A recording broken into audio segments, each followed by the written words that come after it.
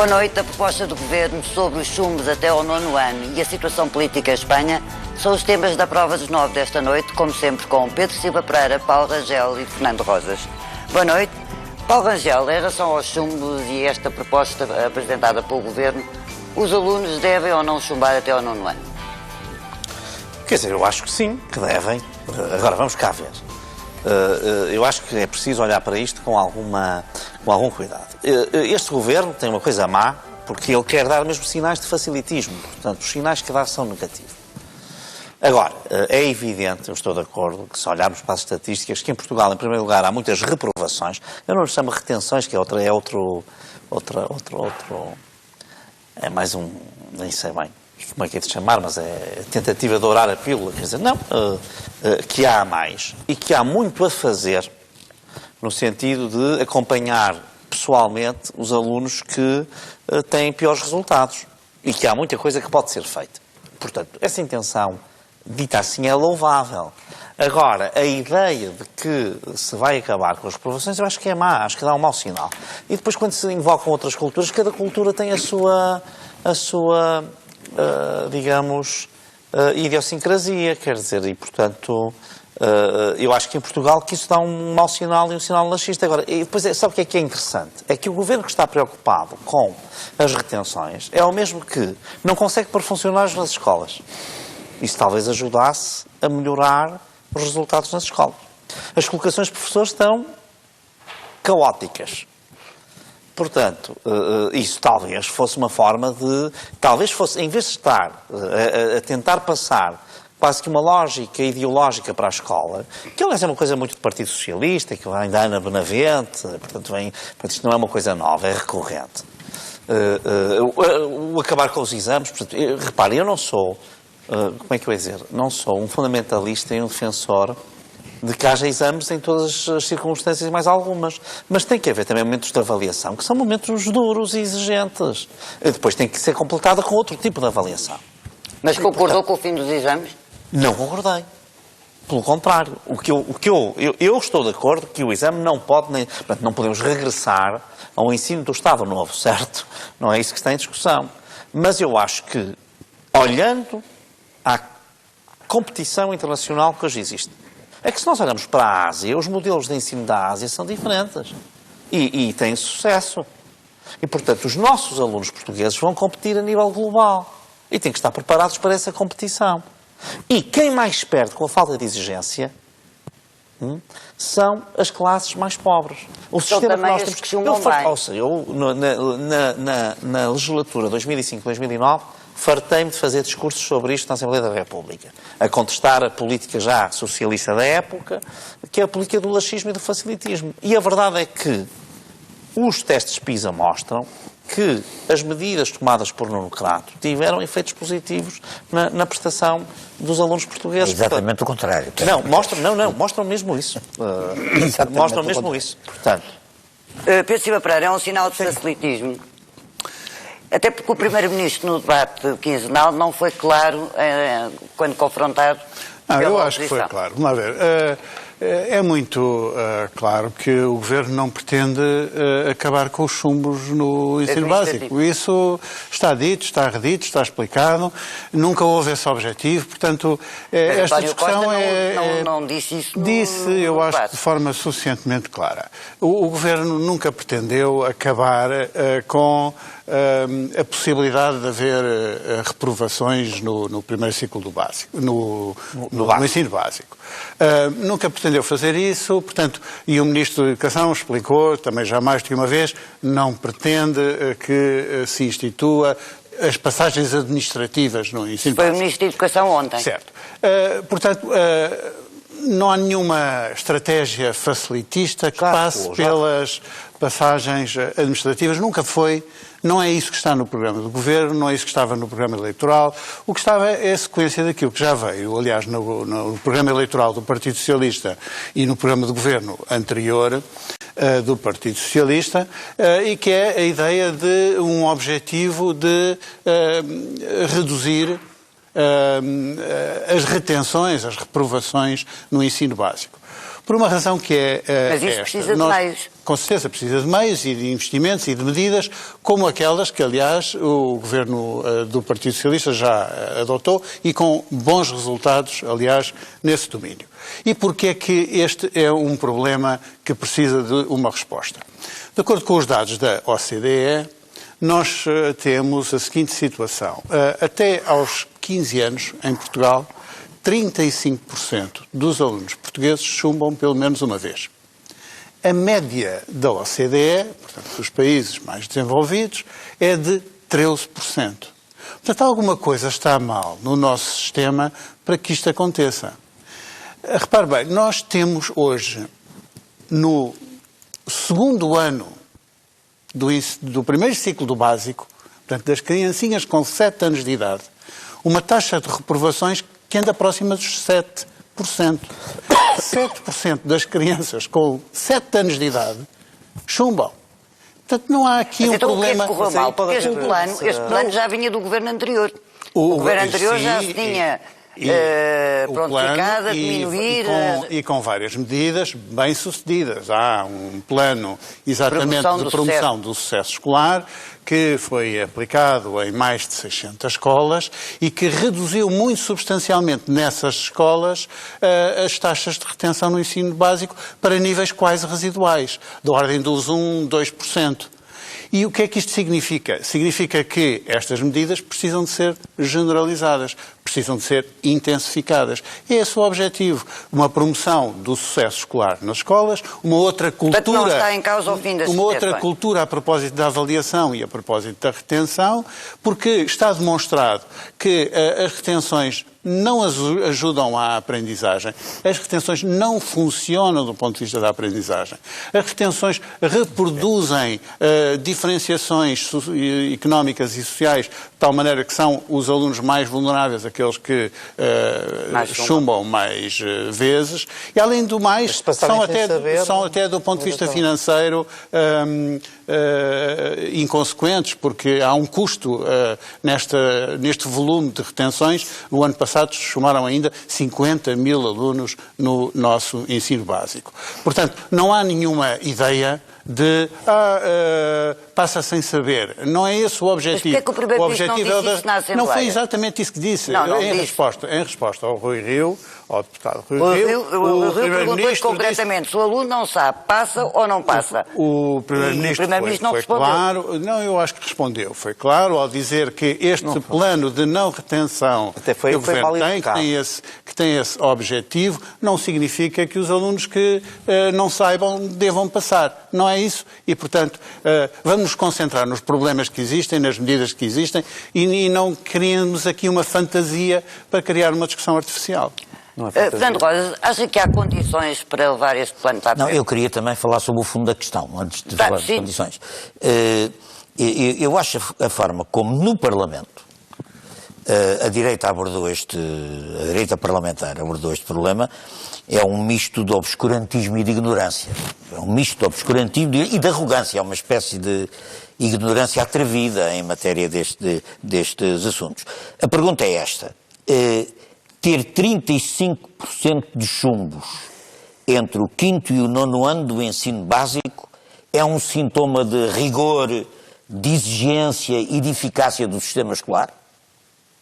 Ou, pelo contrário, é a expressão de um sistema escolar que falha na integração e na condução e na formação dos mais vulneráveis dentro do sistema?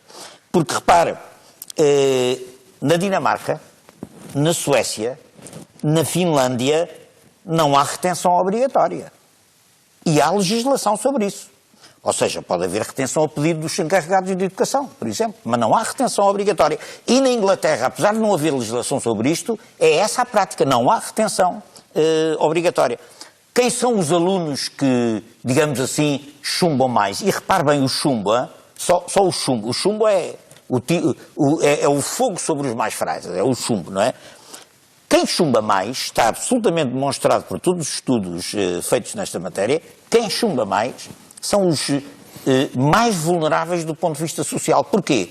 Porque não têm ambiente escolar em casa, porque não tem quem os acompanhe a fazer o trabalho de casa, isso é que a escola tem que porque os pais não têm dinheiro para lhes dar explicações e porque o sistema falha.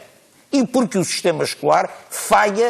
E entrega-os ao seu destino de classe. Quer dizer, eles nascem pobres, não adquirem, porque têm um ponto de partida desigual, não adquirem as mesmas competências e formação e desaguam naquilo que é uma espécie de destino social que a escola, através da política e da cultura do chumbo, deixa-os ir. Deixa-os ir porque essa é uma espécie de destino social que eles têm. E, portanto, qual é a solução para isto? A solução para isto é assistência especializada e concentrada naqueles que têm... Mas há meios para isso. Não, mas tem que haver. O problema é esse. Mas é que não tem havido. Não tem havido. Não, Estou de acordo. É que os que por isso agora é que há choram. 35% de chumbos. Por isso é que há 35% de chumbos. O sistema não está... Tem diminuído. É preciso dizer que tem diminuído. Mas é claro que 35% de chumbos entre o quinto e o nono ano é muitíssimo em termos europeus. São, para dizer com mais precisão, 50 mil alunos, que além disso custam ao Estado 250 milhões de euros de despesa. Portanto, a política da retenção é uma política errada, é uma política socialmente injusta e o que se deve caminhar é para uma política de acompanhamento, uma política especializada, uma política que invista nos professores, que invista no acompanhamento das pessoas que não desistir dos alunos, chumbá-los é desistir deles. Chumbá-los é desistir deles. E, portanto, eu acho mesmo que o Partido Socialista tem nesta matéria uma posição um bocadinho ambígua, que é as retenções, não vai haver retenções. Claro, a política tendencial tem que ser para acabar com as retenções. É claro, as retenções são erradas. Acabar com as retenções e substituí-las por um ensino e uma avaliação nova e um ensino acompanhado é absolutamente necessário. Agora, eu também devo dizer, e isso é verdade, que as restrições financeiras à política do Ministério da Educação dificultam muito o cumprimento desta questão, porque se não há dinheiro para recortar os professores, não há dinheiro para dignificar a sessão final dos professores, não há dinheiro para assistentes técnicos, não há dinheiro para as obras das escolas, ou há pouco, ou não há o suficiente, digamos assim, eu bem sei que o Governo faz alguma coisa, mas até agora o investimento nisto é manifestamente insuficiente, é claro que há o risco de uma política de não retenção se transformar num truque qualquer administrativo para resolver o problema. E esse risco pode existir. Agora, a política em si, de acabar com as retenções a favor de uma assistência especializada sobre os alunos, acho que isso é essencial. Aliás, ouçam, o próprio Partido Socialista, eu ouvi há bocado um deputado do Partido Socialista aqui numa intervenção, e ele parece que está um bocado entupido a falar disto, não é? Não, eu acho... Ouçam a Maria Emília Borderó dos Santos, que é da área do Partido Socialista, uma mulher que tem ideias absolutamente claras, a Betancourt, Ana Maria Betancourt, ouçam o David Justino, presidente do... Eles são muito claros nessa matéria. Toda a pedagogia moderna se orienta para, tendencialmente, ir acabando com as retenções obrigatórias. Sim, mas David Justino, por exemplo, disse isso... Mantém, mas disse que estes 4 anos não tinham ido nesse sentido. Pois, o problema é irem e criar condições para ir. É claro que as políticas têm que ter meios. Não têm meio... Eu queria aqui dizer duas outras coisas. Vamos cá. Toda a gente está de acordo que em Portugal há reprovações ou há retenções, que querem chamar assim, a mais. Não é? Eu nunca chamo chumbos, mas reprovações chamo. E acho que tem que haver, atenção, algum rigor e tem que haver realmente uma retaguarda destas. E esse sistema finlandês, dinamarquês e sueco, para mim não é um bom sistema. Se for perguntar a muitos, desculpe, mas se for resultado, olha que dá e não dá. Dá e não dá. Se perguntar hoje quem é que frequenta, por exemplo, os cursos de matemáticas e de informática nas grandes universidades técnicas da Europa, vai ver que não são europeus. Mas pronto, vai ver que não são europeus. É diferente. O ensino superior é diferente. Pois é diferente, porque eu também lhe ia fazer essa pergunta. É diferente. Estamos a falar do segundo ciclo do... Pronto, mas é que já vamos lá ao segundo ciclo. Mas é que porque o Fernando Rosas, como professor, com certeza que... O superior é diferente. Claro. O problema é como é que se chega ao ensino superior. Claro, muitas vezes chega-se com um grau de conhecimento baixo. E nós temos que lutar contra isso. A questão é saber qual é o sistema mais eficiente para preparar as mas eu pessoas. estou totalmente... Sobretudo para preparar aquelas que partem do nível Eu estou totalmente de acordo, mas, por exemplo, quando aqui... Estou totalmente de acordo que nós temos que fazer um esforço enorme para a integração. Mas eu, por exemplo, eu sempre fui... Para mim, o problema principal do sistema de ensino português é o ensino pré-primário. E nós fomos fazer o ensino obrigatório, e muito bem, do 10º, 11º, 12º, sem termos um ensino pré-primário obrigatório. Que esse sim é que é fundamental. Porque é aí. Como? Era um dos pontos do David Cristina. Eu estou à vontade. Eram os pontos? Eu estou num artigo que escreveu no Expresso. No artigo. Pensei que era na governação. Eu estou à vontade. Não estou à vontade. Porque quem investiu no primeiro ciclo criticar o governo no que integrou o pré-primário Pedro foi Silva o governo do Pereira. Partido Socialista. Eu tenho seguramente 10 ou 15 intervenções sobre esta matéria na Assembleia da República e em que critico na altura a Maria Lourdes Rodrigues e em particular a Ana Benavente, que era a influência ali mais perniciosa, porque eu até admito que a Maria Lourdes Rodrigues tinha alguma preocupação com a exigência. Mas... infelizmente, depois, enfim, a máquina ideológica do PS não permitia isso. Mas, o que eu digo aqui é, por exemplo, quando se diz um aluno de 7 anos reprova, mas é que basta pensar, quem conhecer as coisas sabe que uma criança que entra com 6 ou com 7 anos, ou 5, não entram todas com a mesma maturidade. Às vezes, aos 6 anos, é muito cedo para umas e até um bocadinho já tarde para outras. E por isso é que realmente nesses países a intervenção dos pais, não é? A conversar com os professores é uma coisa muito importante. E por isso, por exemplo, aqui, a única coisa que eu vi que me pareceu interessante nesta tentativa de deitar areia para os olhos, que mais uma vez o PS faz, foi a intervenção de psicólogos. Porque muitas vezes há aqui questões que não são apenas questões de os psicólogos já intervêm há muito tempo. Estou a dizer, intervir nestas decisões também. Não é? Eles normalmente e há muito poucos psicólogos nas escolas. Não há tantos como devia haver. Pois, há muito poucos, atenção. Mas quer dizer, o que eu quero dizer assim, agora há aqui uma coisa que é o seguinte. Se nós queremos, Portugal é um país muito aristocrático. E, aliás, as elites de esquerda adoram isso, porque elas gostam de se reproduzir. Elas falam com muita facilidade, mas depois vivem todos na lógica da reprodução das diferenças sociais. Sim. Portanto, o que eu queria dizer aqui é... É mesmo a esquerda que vive disso. Não. Capital financeiro, Olha, no bloco grande de esquerda, burguesia, não tem nada a ver com isso. É muito dado a isso. Agora, mas para terminar, Paulo Rangel. aqui é um ponto que eu acho que é muito importante, que é, só se houver uma escola exigente, mas uma escola exigente exige, sem dúvida, reclama esse tipo de apoio, é que as classes mais desfavorecidas vão poder superar esse Mas a escola exigente é chumbar? Não estou a dizer que é. A escola exigente mas é chumbar? Não estou a dizer que é. Eu estou totalmente de acordo consigo. 35%. Chumbar é que é o facilitismo. Não. Agora, há uma é coisa que eu lhe digo. Sabe o que é que é deixar as pessoas... Fernando Rosas, mas então vamos cá ver. O professor que toma a decisão de reprovar está a fazê-lo com gosto? Mas isto não é uma decisão individual, mas é uma decisão sistémica.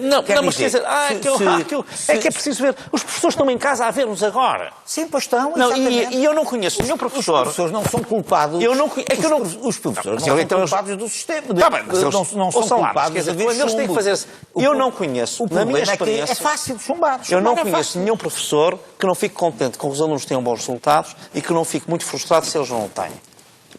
E, portanto, é para terminar. Em primeiro lugar, se nós temos 35% de reprovações no básico e os outros países têm 13%, é porque alguma coisa está mal connosco. E, portanto, essa ideia de procurar defender a lógica dos chumbos aos 7 anos de idade não faz nenhum sentido. Não estou a defender nada. Não, defendeu sim. Isso, isso é um erro. Isso não faz nenhum sentido. Mas eu não estou a defender chumbos nenhum. Da OCDE... O que eu estou a defender é a exigência na escola. Desculpa lá, nós tivemos a ouvi-lo agora. Passar administrativamente para quê? Só para ter bons resultados estatísticos?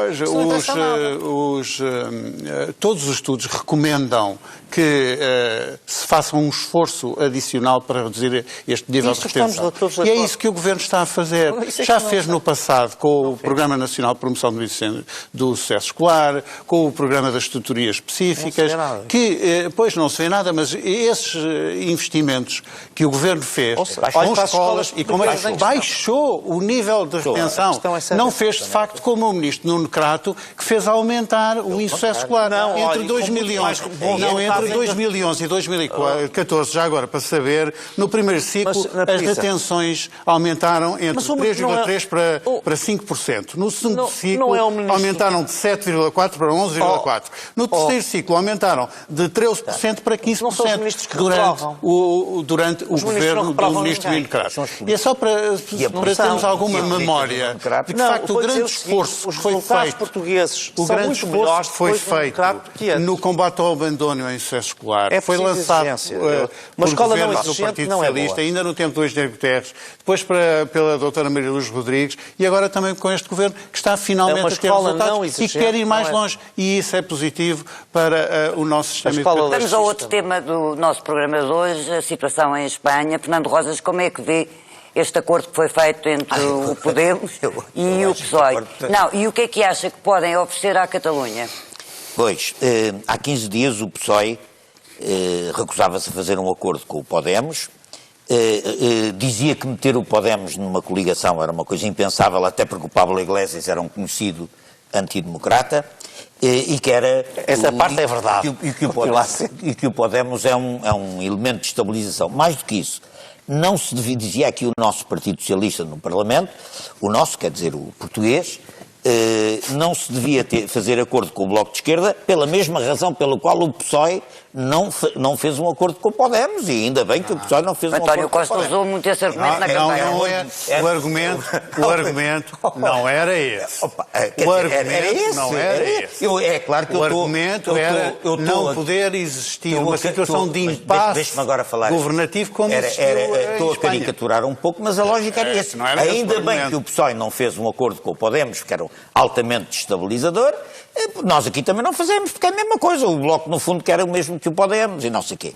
Agora, 15 dias depois, o que se verifica é que o PSOE tem que fazer o acordo com o Podemos, vai meter o Iglesias em vice-presidente do governo de Madrid e vai metê-lo em piores condições. Se há 15 dias, não sei se foram 15 dias ou 3 semanas, mas se há umas semanas atrás eles têm feito o acordo, provavelmente o Partido Socialista não tinha perdido votos, o Podemos não tinha perdido votos, o PP não tinha ganho e, sobretudo, o Vox não tinha chegado ao que chegou. O atraso na compreensão da necessidade da união das esquerdas prejudicou as esquerdas e prejudica esta solução, que eu saúdo, quer dizer, ainda bem que se fez, mas quer dizer, podia-se ter feito antes.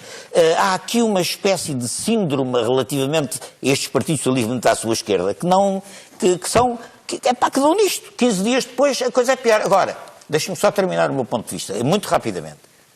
Continuo a pensar que sem se encontrar uma solução corajosa para a questão catalã, e isso passa sempre por negociações, indulto dos presos políticos e solução de tipo referendário qualquer, uma destas coisas tem que se começar a fazer, sem alguém abrir género general de Gaulle na Argélia, ou seja, sem que haver de repente uma solução brusca e virtuosa que abra o caminho a um outro tipo de solução na Catalunha, não vai haver solução de governabilidade fácil para a Espanha e, eu espero que por aqui se abra algum caminho. Precisam da abstenção dos partidos independentistas. Claro, e os partidos independentistas vão... Como é que viu este acordo? Olha, eu primeiro queria dizer uma coisa, é que a Catalunha não é a Argélia.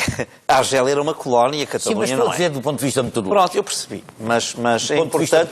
Eu sei que fará a justiça de aceitar que eu sei que há alguma diferença entre a Argélia e a Catalunha. Não, eu sei que faz. Eu só estou a dizer que às vezes implicitamente passam-se mensagens que não estou a dizer que fossem intencionais. Mas provavelmente era mais difícil para o de Gaulle iniciar esse processo na Argélia, porque tinha sido posto pelos generais que faziam a guerra da Argélia, tinha sido lá depois, do que numa situação de democracia. Mas em relação ao acordo?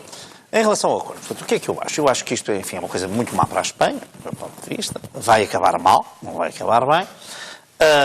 Vão ficar na mão das forças independentistas, o que me parece uma coisa muito negativa, nomeadamente do Bildu, que no fundo é o braço político ainda da ETA, a sobrevivência, e da própria esquerda republicana catalã, que apesar de tudo é mais responsável, até às vezes mais responsável do que alguns conservadores independentistas, tem tido pelo menos nesta jogada uma... Sabe tudo justiça. Não, é verdade, estou a falar com objetividade, quer dizer...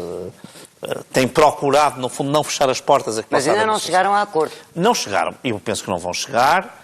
Mas não chegar... Curiosamente está a haver um desenvolvimento que aqui ninguém está a falar em Portugal, mas que é, se olhar para a imprensa espanhola toda de hoje, que é o Partido Popular, se este acordo não for para a frente, disponibilizou-se especialmente através dos presidentes da Galiza, da Castela e Leão e da Andaluzia, que forçaram muito essa solução, a viabilizar uma solução de um governo minoritário do PSOE, embora, obviamente, tenha que ser negociada. Mas, quer dizer, o que seria um desenvolvimento totalmente diferente daquele que, neste momento, estaria aqui em causa. Não sei até que ponto é que é realizável. A verdade é que está em todos os jornais espanhóis de hoje, e, nomeadamente, o presidente da Galiza, o Feijóo, está muito apostado nisso, como uma alternativa a esta solução. Esta solução, a mim, parece-me, sinceramente, o Podemos é um partido muito problemático, do meu ponto de vista. Foi financiado e criado pela Venezuela, o que só por si já é... É Monte Moscovo lá por trás. Não, cara, então não tem. Não é só isso, a extrema-direita também tem, mas a extrema-esquerda e a extrema-direita... A capacidade que vocês têm de... Não, é verdade. Alimentar O número 2 do Podemos teve que se demitir por causa daqueles pareceres que fazia para a Venezuela, que eram pagos a 500 mil euros cada um, que era para financiar o lançamento do partido. Portanto, isto é uma estratégia chavista em plena Espanha. Mas, quer dizer, eu sinceramente acho que isto não vai resultar. E, portanto, realmente aquilo que nós já dissemos aqui a semana passada, e digo isto portanto, até com neutralidade quanto a... é que eu acho que, no fundo, Sánchez só perdeu nestas eleições. Só perdeu. Portanto, ele estava na melhor situação antes, quis forçar isto e só perdeu. Porque eu acho que mesmo com o Podemos, está agora a ceder muito mais do que teria cedido antes. Porque o Podemos foi bastante mais razoável na fase final. Pedro Silva Pereira, este acordo já devia ter sido feito. Eu acho que este acordo já devia ter sido feito, sim. Eu, nesse aspecto, concordo com o Fernando Rosas, embora tenha uma posição bastante mais salomónica. Quer dizer, a verdade é que houve vários erros de cálculo neste processo. Houve certamente um erro de cálculo do Partido Socialista, que esperava que nestas eleições pudesse sair reforçado, e isso não aconteceu. Pelo contrário, a construção de uma solução governativa tornou-se mais difícil.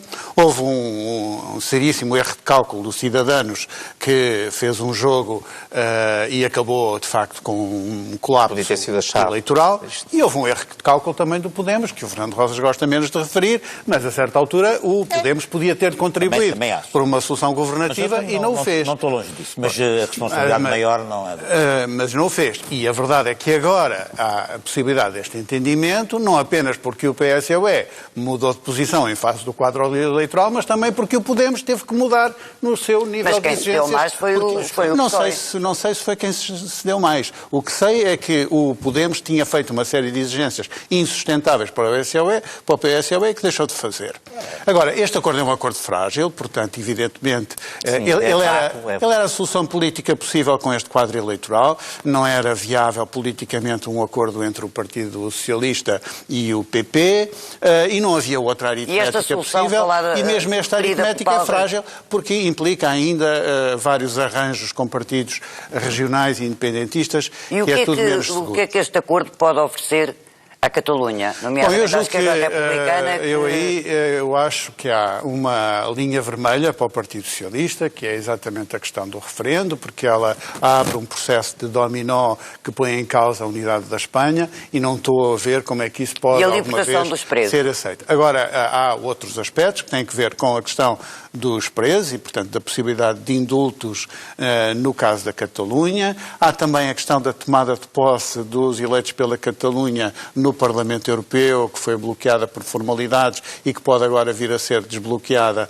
até em função de uma decisão de um Tribunal Europeu que se espera, que ainda não existe, mas que está em preparação e que se espera que possa existir. Portanto, há nesse domínio político algumas medidas de apaziguamento do conflito que são o terreno possível para uma convergência. Mas é possível que essas convergências venham a ter que assumir a forma de abstenções numa segunda fase do processo de constituição do governo. No fundo, o que é preciso garantir é a abstenção, nomeadamente da esquerda republicana. Numa segunda fase, não sendo possível, porque lá há uma primeira votação em que exige maioria e depois a segunda é apenas por maioria simples.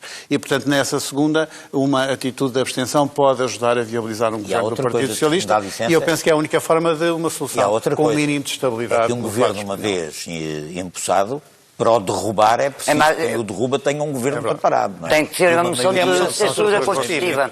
É o modelo alemão. E isso defende o... Quer dizer, o que é importante agora é que ele passe, não é? Agora, eu insisto nisto. É claro que a questão catalã tem que ter pequenos passos, tem que ser uma negociação. Primeiro é preciso negociar e estar disposto a recomeçar a conversar. E essas negociações não podem reforçar a extrema-direita também? Pois é, essa é que é a Mas questão. está bem, mas quer dizer, o problema quer dizer, o problema é que tem que se arranjar aqui uma solução que seja solução. Tem que haver a coragem política de haver uma solução que seja uma solução equilibrada. E isso passa por negociar, passa por indultar e depois se verá. Mas acho que isso tem que ser por pequenos Constância, é passos. que aqui, o que eu acho que não está a ver aqui era um bocadinho como a semana passada com o Lula, quer dizer, de repente só está a ver um dos lados, não é? Qual é o problema desses passos construtivos que me parece, aliás, que o pessoal esteja preparado para dar? O Filipe González hoje diz que não está nada satisfeito com a solução, portanto, enfim, mesmo no PSOE isto não é uma coisa fácil. Mas quer dizer, é que o Vox... e por isso é que isto foi, do meu ponto de vista, um erro. Neste momento tem uma certa condição de sequestrar um pouco, no sentido da radicalização, o processo político, porque a partir do momento em que haja... Eu, por exemplo, eu estou... Claro que os meus colegas espanhóis não vão nada com isto, mas eu não via nenhum problema, pelo contrário, numa amnistia, num indulto, obviamente teria que ser com determinadas condições, mas, enfim, parece-me que é uma coisa sensata a fazer-se. Absolutamente. Pronto. E até se podia dizer, bom, já houve a condenação, está dado o sinal e agora do que se trata é de... Quer dizer, havia até formas de traduzir isto. Agora, há uma coisa que vai acontecer. O Vox vai radicalizar isto.